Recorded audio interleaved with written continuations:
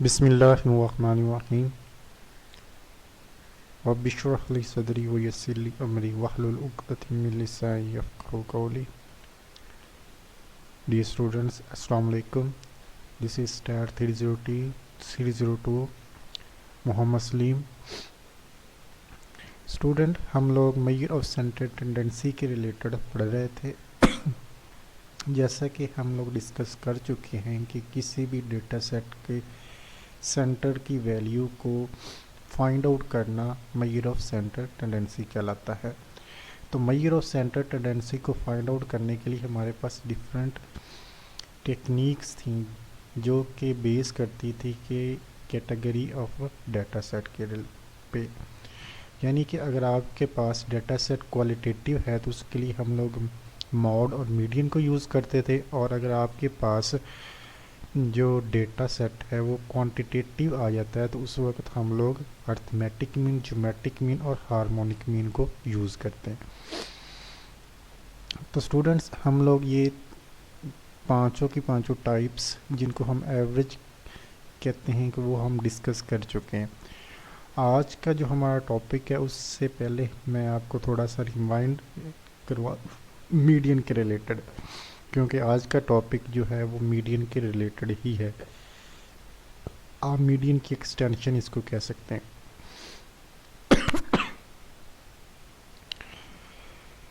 तो sir, median जो है इसका जो बेसिक आइडिया, सबसे पहले गॉस एक साइंटिस्ट है, उसने इसका आइडिया इसको जनरेट किया, और इस पे जो बेसिक वर्क जिसने इंट्रोड्यूस किया था वो है कार्ल पियर्सन। कार्ल पियर्सन ने हमें मीडियन और परसेंटाइल का बेसिक जो है फार्मूला दिया और साथ ही उसका वे बताया कि आपने इसको कैसे कैलकुलेट करना है। तो मीडियन क्या होता है? अगर आपके पास एक डाटा सेट गिवन है, ठीक है, और आप क्या करते हैं, उस डाटा सेट को सबसे पहले उसकी ऑर्डरिंग करते हैं, असेंडिंग या डिसेंडिंग ऑर्डर में उसको उसकी तरतीब करते हैं। तो जब आप डाटा सेट को डाटा सेट की आप सीक्वेंस के साथ असेंडिंग या डिसेंडिंग में तरतीब कर लेते हैं, उसके बाद आपने देखना होता है कि आया कि आपके पास जो नंबर ऑफ ऑब्जर्वेशंस हैं वो क्या इवन हैं या ऑड हैं। अगर तो ऑड हैं तो जो आपकी सेंटर वाली वैल्यू होगी वो आपको क्या होगी? मीडियन होगी। सपोज़ कि अगर आपके पास 5 वैल्यूज़ हैं तो उसमें जो दरमियान में थर्ड वैल्यू होगी वो आपका क्या होगा? मीडियन होगा। यानी कि फर्स्ट वाली 2 भी स्किप कर देंगे और लास्ट वाली 2 भी स्किप कर देंगे, और मिडल वाली आपकी वैल्यू जो होगी वो मीडियन होगी। जैसे कि इधर आपने देख सकते हैं इस रियल लाइन पे आपके पास क्या कौन कौन सी ऑब्जर्वेशन है? 11, 12, 13, 14, 15 और 20। अब यहाँ पे आपके पास 11, 2, 4, 5 और 6 आपके पास इस रियल लाइन पे आपके पास ऑब्जर्वेशन है, और इस लाइन पे आपके पास कितनी है? 1, 2, 3, 4 और 5। इधर आपके पास 5 ऑब्जर्वेशन है। अब देखेंगे इधर आपके पास जो डाटा सेट है वो ऑड नंबर में आ रहा है, यानी कि 5 है। तो क्या करेंगे? 2 वैल्यूज़ इधर से आप स्किप करेंगे और 2 वैल्यू इधर से स्किप करेंगे, और जो मिडल वाली वैल्यू होगी वो आपका क्या होगा? मीडियन होगा। और इधर इसका आपके पास मीडियन जो आ रहा है वो 13 आ रहा है। अब अगर कि आपके पास डाटा सेट आ जाए इवन फॉर्म में तो फिर आपने क्या करना है? ये आपके पास 11 और 12 2 वैल्यूज़ है, 2 वैल्यूज़ ये और 2 वैल्यू ये, इनको आप स्किप करेंगे। मिडल में कौन सी वैल्यूज़ रह जाती हैं? 12 और 13। तो आपने क्या करना है? इन दोनों का इन दोनों को ऐड करके 2 पे डिवाइड कर दें। एक तो ये इसका मेथड वे है। दूसरा इसका क्या वे है कि आपने n+1/2 के साथ जाना है। n+1/2, n आपके पास होते हैं नंबर ऑफ ऑब्जर्वेशन, ठीक है। अब इधर हमारे पास 6 ऑब्जर्वेशन है, 1, 2, 3, 4, 5, 6, ठीक है। 6 + 1/2, 7 को 2 पे डिवाइड करेंगे वो आपके पास आंसर आ जाएगा 3.5। तो जो 3.5 होगा वो आपको क्या बताएंगे? उस जो मीडियन की वैल्यू की पोजीशन बताएगा 3.5, यानी कि वो जो मीडियन है वो कहाँ पे लाई कर रहा होगा? यहाँ पे कहीं, क्योंकि यहाँ पे कहीं लाई कर रहा होगा 3.5 यहाँ पे। तो इस वैल्यू को फाउंड आउट करने के लिए हम लोग क्या करते हैं, वो मैं आपको दूसरे जो नोट्स हैं उससे आपको बताऊंगा कि हम लोग कैसे उसका मीडियन फाइंड आउट करते हैं अगर हमारे पास पॉइंट्स में आ जाए पोजीशन वैल्यू। तो ये इसकी हम लोग पीछे पहले भी इसकी एग्जांपल कर चुके हैं कि अगर हमारे पास एक डाटा सेट गिवन है, अगर उसका हमने mean median mode find out करना हो, तो ये जो मीन उसका आपके पास $6,000 आ रहा है, मीडियन आपके पास $3,000 आ रहा है और $3 लाख आ रहा है, और इसी तरह मॉड आपके पास $1 लाख आ रहा है। तो देखिए स्टूडेंट्स कि आपके पास डेटा सेट एक है, लेकिन आपके पास क्या मीडियन मीन भी और आ रहा है, मीडियन भी और आ रहा है, और मॉड भी हो रहा है। इसका मतलब है कि अगर आपके पास एक डाटा सेट गिवन है और आप उस पर कोई सूटेबल एवरेज की टाइप अप्लाई नहीं करते जो उसके रिलेटेड है, जो उसकी अजम्पशंस को फुलफ़िल कर सकती है, जैसे कि हमने मीडियन मॉड के जो मेरिट्स और डीमेरिट्स पढ़े थे, डिस्कस किए थे, उनको देखकर आप लोगों ने इनमें से जौन सी टाइप उस वो डेटा के रिलेटेड अप्रोप्रिएट होगी तो वही आप लोगों ने यूज़ करनी है। स्टूडेंट्स, जो आज का हमारा टॉपिक है वो है मीडियन एंड क्वांटाइल्स। अब मीडियन क्या होता है कि मीडियन में आप क्या करते हैं कि एक डाटा सेट को दो बराबर हिस्सों में डिवाइड करते हैं, लेकिन उससे पहले आप क्या करते हैं, डेटा को असेंडिंग या डिसेंडिंग ऑर्डर में आप उसके क्या करते हैं, अरेंज करते हैं।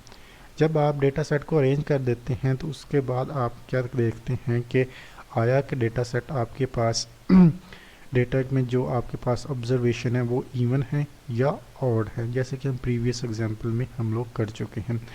और मीडियन को हम लोग डोनेट करते हैं एक्स टिल्ड, यानी कि ये इस तरह की आपको साइन होती है एक्स ये बार का, तो इसको हम टिल्ड कहते हैं। और फार्मूला अनग्रुप डेटा मीडियन। अच्छा, अगर आपके पास जैसे कि हम प्रीवियस ये देख चुके हैं कि डेटा दो टाइप्स का होता है, एक ग्रुप फॉर्म में होता है और एक अनग्रुप फॉर्म में होता है। जो आपने ओरिजिनल डेटा कलेक्ट किया होगा वो आपके पास अनग्रुप होगा, और जिस पे आपने कोई फ्रीक्वेंसी या जिसमें आपने कोई statistical rule apply method apply किया हो और उसको आपने ग्रुप फॉर्म में चेंज कर दिया हो, वो आपके पास हो जाता है ग्रुप डेटा। अगर आपके पास अनग्रुप डेटा है तो अगर आपके पास नंबर ऑफ जो ऑब्जर्वेशन है वो ऑड हैं तो जो आपकी सेंटर वाली वैल्यू होगी वही आपका मीडियन होगा। और अगर आपके पास जो डेटा सेट है वो इवन नंबर में आया है तो उसके लिए आप n+1/2 ऑब्जर्वेशन, तो ये आप उसके लिए फार्मूला अप्लाई करेंगे। तो मीड के ये मेरिट्स और डीमेरिट्स हैं, इसको आपने देख लेना है कि ये कौन कौन से हैं।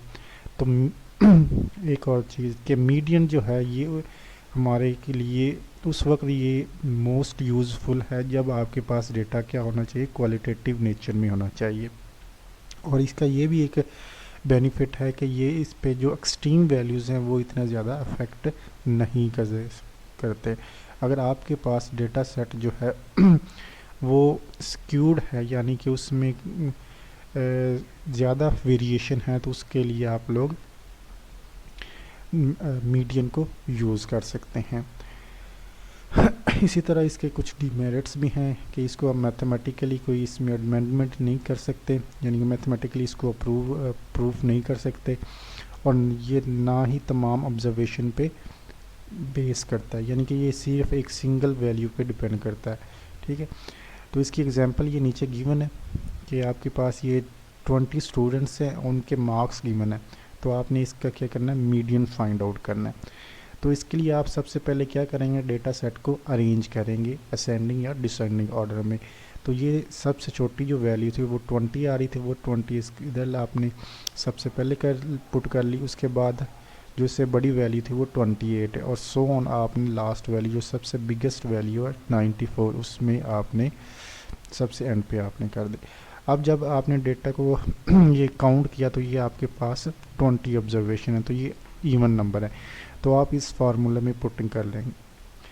तो मीडियन के क्या होगा, साइज ऑफ n+1/2 ऑब्जर्वेशन, यानी कि n आपने क्या 20 पुट किया +1/2, तो ये आपके पास 10.5 आइटम आ गई, यानी कि 10.5 1 2 3 4 5 6 7 8 9 10 10.5। तो आपका जो मीडियन की वैल्यू है वो इन दो वैल्यू के दरमियान यहाँ पे लाई करिए। 10.5 आपका मीडियन नहीं है, ये आपकी पोजीशन है, यानी कि वैल्यू के दरमियान जहाँ पे ये आपको पोजीशन बता रहा है कि डेटा सेट की कहाँ पे आपका मीडियन लाई करेगा, तो वो यहाँ पे कहीं आएगा। तो इसके लिए दो मेथड आगे हम लोग यूज़ कर सकते हैं, यानी कि अगर इन दोनों के दरमियान आ रहा है, इन दोनों वैल्यूज़ को ऐड करें और 2 पे डिवाइड कर दें, ये एक तो ये मेथड है। सेकंड इसका क्या मेथड है कि आपके पास ये 10.5 ऑब्जर्वेशन आई, तो क्या करेंगे, आपने क्या करेंगे 10th ऑब्जर्वेशन लेंगे। 10th ऑब्जर्वेशन कौन सी है, ये 54 वाली, ठीक है। 10th ऑब्जर्वेशन 54 प्लस 0.5 जो आपके पास पॉइंट में वैल्यू आए, आगे इंटू क्या करना है 11th है, क्योंकि इधर 10.5 था आया था, तो 10 के बाद कौन सी वैल्यू होगी वो आपने लेनी है 11, तो 54 और आगे नेक्स्ट वाली कौन सी है 55 है, तो आपने 55 10th ऑब्जर्वेशन 11th ऑब्जर्वेशन यानी कि 55 में से वही 10th वाली ऑब्जर्वेशन को आपने माइनस करना है। तो इस चीज़ को आप सॉल्व करेंगे तो वो आपके पास आप उसका मीडियन फाइंड आउट हो जाएगा, ठीक है। तो 50% दैट 10 स्टूडेंट्स ऑब्टेन मार्क्स 54.5 और बिलो, ठीक है। तो इसका मतलब है कि 10 स्टूडेंट्स हैं जो मार्क्स कितने गेन कर रहे हैं 54.5 या उससे बिलो, ठीक है। तो ये आप लोगों ने मीडियन को कैलकुलेट कर लिया in sense of ungroup data. जी, अब आ जाते हैं क्वांटाइल्स की तरफ। क्वांटाइल्स क्या चीज़ होती है, जो कि हमारा आज का टॉपिक है। अच्छा, जो मीडियन है ये एक डेटा सेट को दो इक्वल पार्ट्स में डिवाइड करता है। जो क्वांटाइल है ये आपके डेटा सेट को दो से ज़्यादा हिस्सों में डिवाइड करता है। कैसे, एक को हम कहते हैं क्वार्टाइल्स, डिसाइल, परसेंटाइल, इन सब चीज़ों को आपने क्या नाम देते हैं क्वांटाइल्स। जो क्वार्टाइल है ये एक डेटा सेट को 4 बराबर हिस्सों में डिवाइड करता है। जो डिसाइल है ये एक डाटा सेट को 10 इक्वल पार्ट्स में डिवाइड करता है, और जो परसेंटाइल है ये एक डाटा सेट को 100 इक्वल पार्ट्स में डिवाइड करता है। अब ये हम लोग क्यों करते हैं, जब हमारे पास बहुत ही एक्स्ट्रा लार्ज डाटा सेट आ जाता है तो उसके लिए हम लोग क्या करते हैं, डाटा को या तो क्वार्टाइल्स के ज़रिए से, डिसाइल या परसेंटाइल के ज़रिए से उसकी हम लोग सेंटर वैल्यू को फाइंड आउट करते हैं। सेंटर वैल्यू कह सकते हैं या उनकी हम पोजीशन वैल्यूज़ को फाइंड आउट करते हैं। तो आते हैं सबसे पहले हम क्वार्टाइल्स की तरफ। क्वार्टाइल्स क्या होते हैं कि अगर आप एक डाटा सेट को दो बराबर हिस्सों में डिवाइड करते हैं तो वो आप मीडियन कहते हैं। क्वार्टाइल में क्या करते हैं कि आप एक डाटा सेट को 4 इक्वल पार्ट्स में डिवाइड करते हैं आफ्टर अरेंजिंग, यानी कि अब मीडियन, क्वार्टाइल, डिसाइल, परसेंटाइल में सबसे पहले आपने क्या करना है, अगर आपके पास अनग्रुप डेटा है तो आपने डेटा को असेंडिंग या डिसेंडिंग ऑर्डर में उसकी अरेंजमेंट करनी है, ठीक है। जब क्वार्टाइल को आप एक डाटा सेट को 4 बराबर हिस्सों में डिवाइड करता है तो उसके लिए हम लोग जो पहला क्वार्टाइल है उसको Q1 का नाम देते हैं, जो दूसरा क्वार्टाइल है उसको Q2 का नाम देते हैं, और इसी तरह Q3 उसका लास्ट वाला क्वार्टाइल होता है, अपर क्वार्टाइल। Q1 लोअर क्वार्टाइल है और Q3 इसका अपर क्वार्टाइल है, और Q2 is equal to median, यानी कि जो Q2 है इसका आंसर और मीडियन का आंसर सेम होता है। Q1 is lower quartile and Q3 is upper quartile. Okay जी, Q1 का फार्मूला आपके पास क्या होगा। अच्छा, अगर आपके पास अनग्रुप डेटा है तो उसके लिए आपने अगर Q1 फाइंड करना है, ठीक है, तो क्या करेंगे n+1/4 ऑब्जर्वेशन। एक चीज़ और आपको थोड़ा सा बता दूं कि अगर आपने एक डाटा सेट को आपने 4 बराबर हिस्सों में डिवाइड करना है तो आपको उसके 3 हिस्से बनाने पड़ेंगे और चौथा हिस्सा खुद ब खुद ही बन जाएगा। ऐसे ही आप Q1 को आपने फाइंड करने के लिए क्या करेंगे, साइज, जैसे हम मीडियन में किया था n+1/2 पे डिवाइड किया था, अब इधर क्वार्टाइल आ गया, यानी कि 4 हिस्सों में डिवाइड करना, तो क्या करेंगे n+1/4 4 पे डिवाइड करेंगे, क्योंकि ये Q1 है, Q1 को फाइंड कर रहे हैं, तो इसलिए क्या करेंगे 4 पे डिवाइड करेंगे। ऊपर वाली हम लोग पीछे वाली एग्जांपल ले लेते हैं, ये वाली। अब इधर हमारे पास कितनी ऑब्जर्वेशन है 20, तो 20+1/4, तो ये आपके पास वैल्यू आ जाएगी 5.25। इट्स मीन कि जो आपके फर्स्ट क्वार्टाइल है, यानी ये आपके पास अगर एक डेटा सेट है तो इसका फर्स्ट हिस्सा जो 25% जो वेरिएशन कवर कर रहा हो वो कहाँ पे आएगा 25%, 1 2 3 4 5, ये 39 और नहीं, ये 1 2 3 4 5, तो ये 36 और 37 के दरमियान में 36 के नज़दीक होगा, 37 के थोड़ा सा दूर होगा, तो यहाँ पे कहीं लाई कर रहा होगा।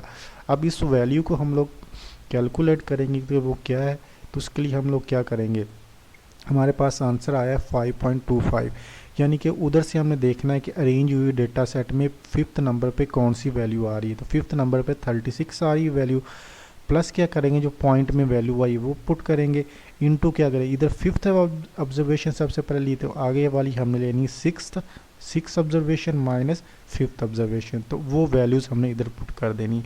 तो जो हमारे पास Q1 आया वो क्या आया 36.25, ये हमने Q1 को फाइंड आउट कर लिया। तो इंडिकेट 25% ऑफ स्टूडेंट्स, यानी कि एक डाटा सेट में 20 स्टूडेंट्स है तो उसमें 25% तक कितने उनकी एवरेज मार्क्स आ रहे हैं 36.25। ओके जी, अगर अब हमने Q1 यानी कि लोअर क्वार्टाइल को फाइंड कर लिया, अब हम करेंगे Q3 को। Q3 के लिए हम लोग क्या करेंगे कि n+1/4, तो वही हम लोग ने करना है जो हम लोग आगे करें, लेकिन डिफरेंस ये होगा कि इधर Q3 है तो जो भी आंसर आएगा उसको हम 3 से मल्टीप्लाई कर देना है, तो ये हमारे पास आ जाएगा 15.75। या तो आप ऐसा भी कर सकते हैं, इस 3 को 3n के साथ मल्टीप्लाई करके +1 के 4 पे डिवाइड कर सकते हैं, या पहले इसको सॉल्व करके फिर लास्ट में आपने 3 से मल्टीप्लाई कर दें, तो आपके पास जो आंसर आएगा वो 15.75 आ रहा है आप जब Q3 को फाइंड आउट कर रहे हैं। Q3 आपके पास दोबारा से बता दूं, आप लोग अपर क्वार्टाइल को फाइंड आउट कर रहे हैं। जैसे कि 15.75 आपके पास ऑब्जर्वेशन आई है, तो आपने क्या करना है 15th ऑब्जर्वेशन आप उधर से देखनी कौन से आ रही है 70 + 0.75, अब 16 क्योंकि 15 हमारे पास पहले आ गई, तो क्या करेंगे 16 में से 15 को माइनस करेंगे और इस सारी इक्वेशन को सॉल्व करेंगे, तो आपके पास 73 आंसर आ जाएगा, यानी कि Q3 आपका आ रहा है 73। तो इंडिकेट 75% स्टूडेंट्स, यानी कि 15 हैव मार्क्स 73 और बिलो। ठीक है, अब 73 से जो अबव आ रहे होंगे स्टूडेंट्स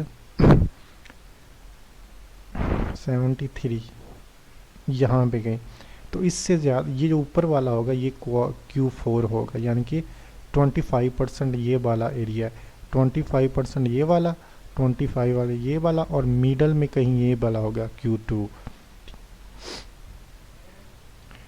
ठीक है, तो इसको आपने सॉल्व कर लिया, ये आपके पास Q3 आ गया।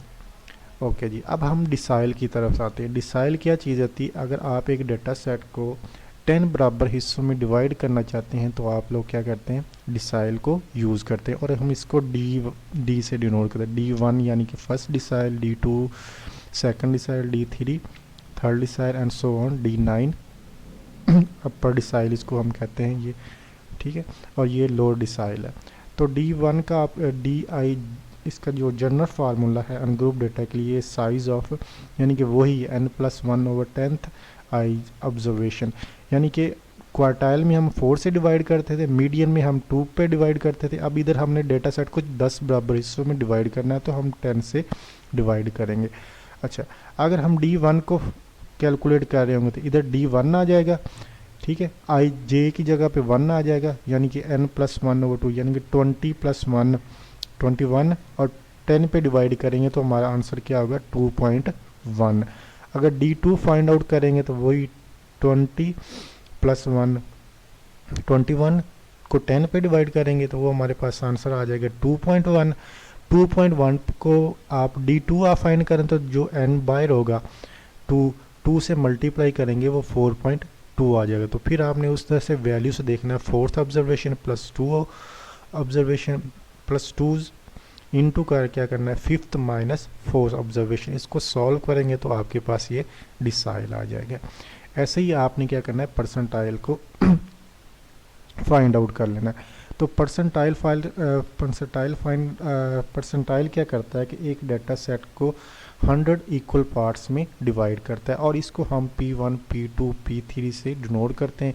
P1 इसका लोअर परसेंटाइल है और P99 इसका अपर परसेंटाइल है। अनग्रुप डेटा के लिए सेम वही फार्मूला होगा, सिर्फ चेंज ये होगा, इधर P से P आई आ जाएगा, D की जगह पे साइज़ क्या होगा n+1/100, इधर 100 आ जाएगा। डिसाइल में 10 होगा, क्वार्टाइल में 4 होगा, मीडियन में 2 होगा। ठीक है, अब J की जगह पे अगर आप P1 को यानी कि लोअर को फाइंड आउट करेंगे तो J की जगह पे 1 आ जाएगा। अगर आप 3 को फाइंड आउट कर रहे होंगे P3 को तो इधर J की जगह पे 3 आ जाएगा। जो इसको सॉल्व करके 3 से आपने मल्टीप्लाई कर देना है तो जो आपके पास पोजीशन आइटम आएगी वो P3 के लिए आ जाएगी।